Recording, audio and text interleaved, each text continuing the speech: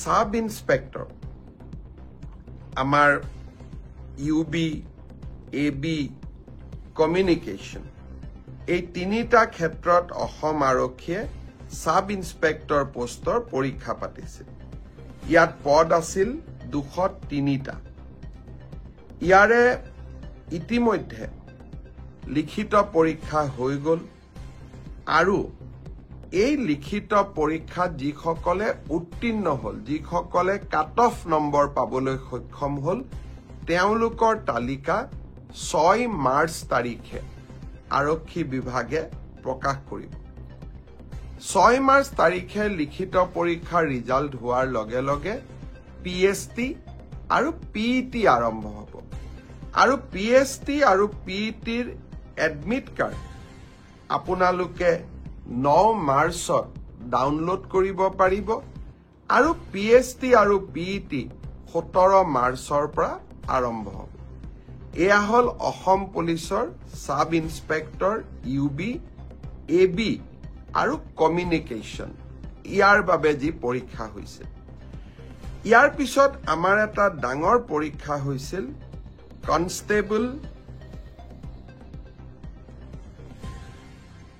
আমাৰ এটা ডাঙৰ পৰীক্ষা হৈছিল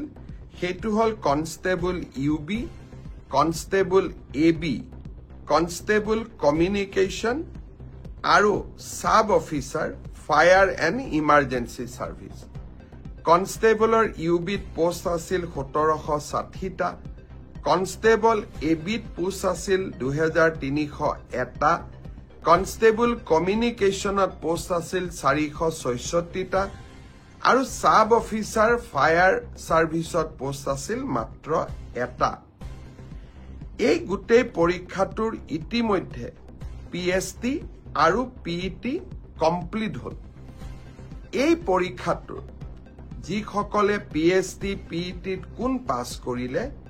ইয়াৰে ৰিজাল্ট অসম আৰক্ষীয়ে 12 মাৰ্চ তাৰিখে ঘোষণা কৰিব অৰ্থাৎ কনষ্টেবল ইউবি এবি পৰীক্ষাৰ প্ৰথম ৰিজাল্ট 12 মাৰ্চ তাৰিখে প্ৰকাশিত হ'ব ইয়াৰ পিছত আপোনালোকে নিজেও জানে যে এটা লিখিত পৰীক্ষাত আমি অৱতীৰ্ণ হ'ব লাগিব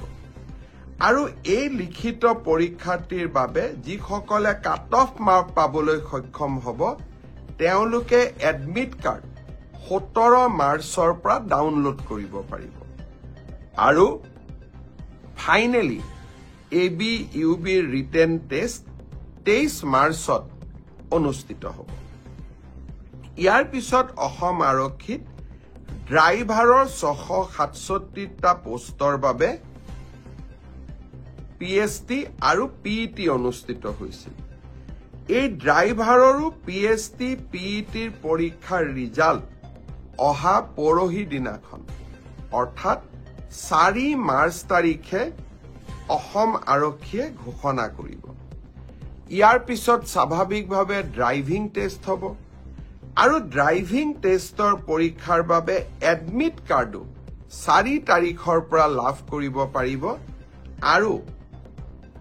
written test driving test written পিছত হ'ব প্ৰথমতে ড্ৰাইভিং হ'ব ড্ৰাইভিং টেষ্ট 10 মাৰ্চত পৰা অনুষ্ঠিত হ'ব অৰ্থাৎ 4 তাৰিখে পিএছটি পিইটি ৰিজাল্ট দিব এডমিট কাৰ্ডো 4 তাৰিখে দিব আৰু 10 মাৰ্চৰ পৰা ড্ৰাইভিং টেষ্ট হ'ব আৰু ফাইনেলি ইয়াৰ পিছত এটা লিখিত পৰীক্ষাটো আমি এপিআৰ কৰিব লাগিব এতিয়া মই আহিছো কনষ্টেবল এবি চিডিঅ অৰ্থাৎ কমাণ্ডো বেটেলিয়ন এই ক্ষেত্ৰত ইয়াত পোষ্ট খুব কম আছিল মাত্ৰ 164টা পোষ্ট আছিল 164 কাৰণ কমাণ্ডো বেটেলিয়ন বিলাক নতুন বেটেলিয়ন ইয়াত ভ্যাকেন্সি অহাৰ এতিয়া প্ৰশ্নটো বহুত কম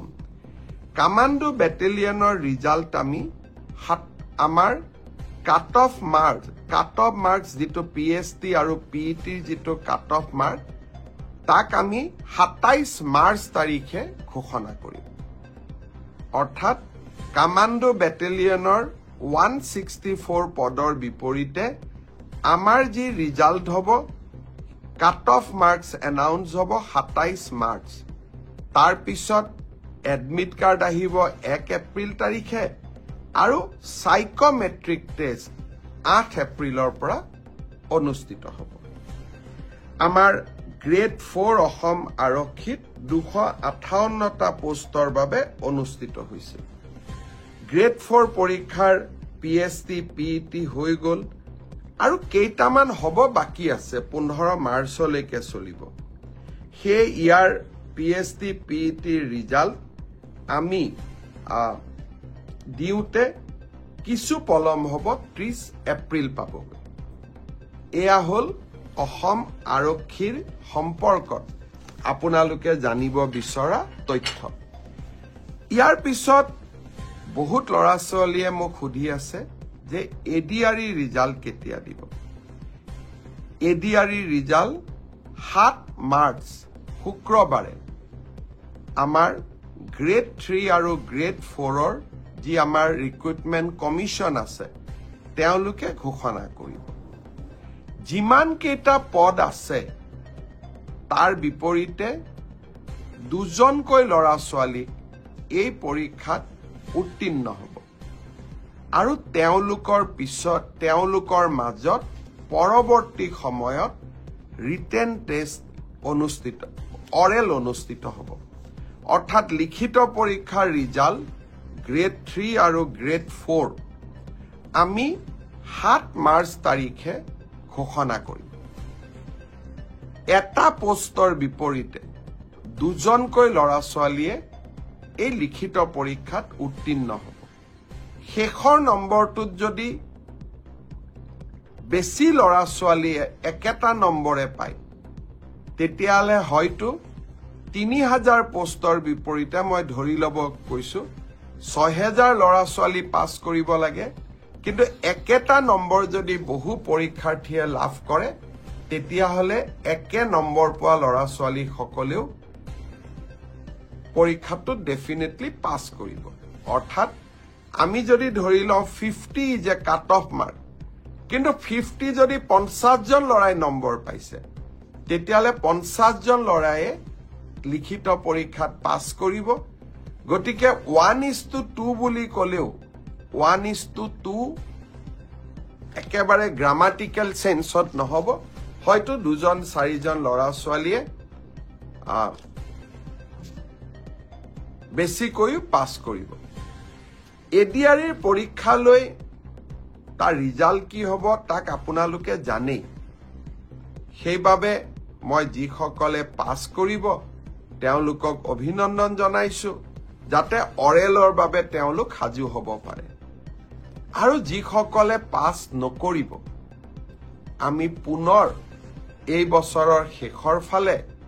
নতুন বিজ্ঞাপন দিয়াৰ বাবে চেষ্টা কৰিম আপোনালোকে আৰু এবাৰ পৰীক্ষাত অৱতীৰ্ণ হ'ব আৰু লগতে অসমত উদ্যোগসমূহো আহিব